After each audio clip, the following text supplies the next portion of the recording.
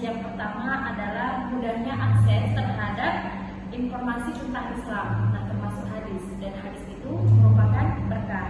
Namun di sisi lainnya juga mempunyai tantangan. Nah tantangannya itu apa?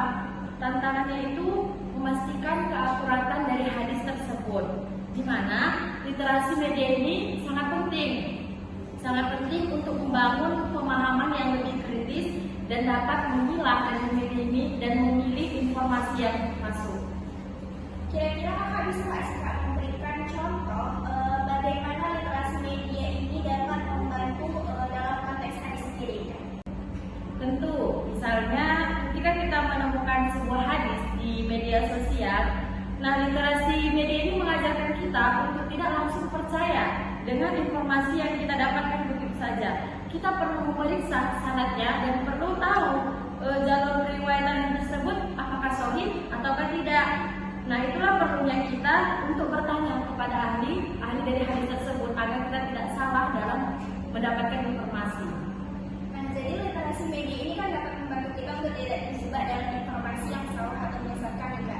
Jadi gimana sih Kak caranya agar kita dapat mengembangkan kemampuan literasi media ini sendiri, terutama dalam konteks pemahaman hadis? Dan kira-kira Kakak bisa nggak sih Kak memaparkan salah satu hadis tentang yang membahas tentang hadis dan literasi media ini sendiri? Oke, baik Kak. Dan jadi ada beberapa langkah yang harus kita lakukan. Nah yang pertama itu adalah edukasi diri sendiri, di mana kita harus mengetahui tentang prinsip-prinsip dasar Islam dan metodologi hadis. Karena hal ini bisa membantu kita dalam memastikan keaslian dari hadis tersebut. Nah yang kedua, kita bisa mengikuti kursus atau workshop. Literasi media ini banyak ditawarkan saat ini, baik secara online maupun juga secara offline. Dan ketiga, sangat pentinglah bagi kita untuk berdiskusi dan bertanya kepada para ulama atau hadis tersebut. Nah, ada salah satu hadis yang berkaitan tentang literasi media, yaitu Fayadul ilmi bil kitab, yang artinya ikatlah ilmu dengan tulisan. Nah, hadis ini diriwayatkan oleh At-Tabrani. Nah, maksud hadis di sini itu adalah bahwasanya Rasulullah berpesan menulis merupakan media. Media apa? Media untuk memupuk mereka ilmu, sehingga tidak lekas terlupa begitu saja. Karena tanpa adanya tulisan, kita tidak akan mengenal dan mengetahui jejak-jejak dari peradaban masa lampau. Tulisan juga memberikan corak atau penanda yang berkarakteristik tentang peradaban. Bahasan kita kali ini sangat menarik ya Kak.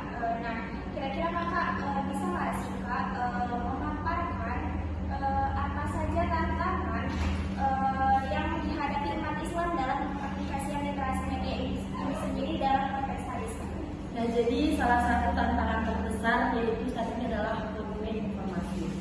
Karena sangat banyak informasi yang datang dan beredar begitu saja. Hal ini seringkali membuat umat Islam itu kewalahan. Karena mereka itu menerima informasi tanpa mengkritik. Selain itu, bias informasi juga cenderung untuk menerima informasi yang sesuai dengan keyakinan kita. Sebelumnya, hal ini juga merupakan tantangan. Nah, jadi untuk membangun kesadaran ini, marilah kita memilah dulu informasi yang datang dan tidak menerima begitu saja.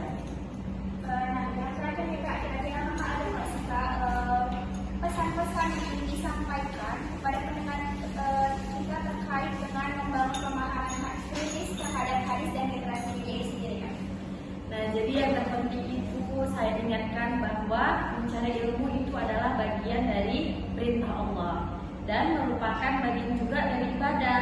Jangan pernah merasa puas dengan apa yang sudah kita ketahui. Selalu ada ruang untuk belajar dan bertumbuh. Dalam konteks ini, hadis dan literasi media kita juga memilah dan memilih informasi tentang kehidupan dan kita dapat menjadikan hal ini sebagian dari proses kehidupan kita. Tidak terasa Kak, perbincangan kita kali ini mungkin sangat menarik, namun karena terbatasnya waktu kita tidak dapat melanjutkan perbincangan kita kali ini. Mungkin di lain waktu kita dapat berbincang lagi Kak Novi. Sampai jumpa dengan Kak Novi. Sampai jumpa Kak. Terima kasih juga kepada teman-teman sekalian yang udah dengerin kita dari awal sampai akhir. Semoga dengan adanya bincang-bincang kita kali ini dapat memberikan ilmu dan manfaat kepada teman-teman sekalian yang telah mendengarkan podcast kita kali ini. Sampai jumpa di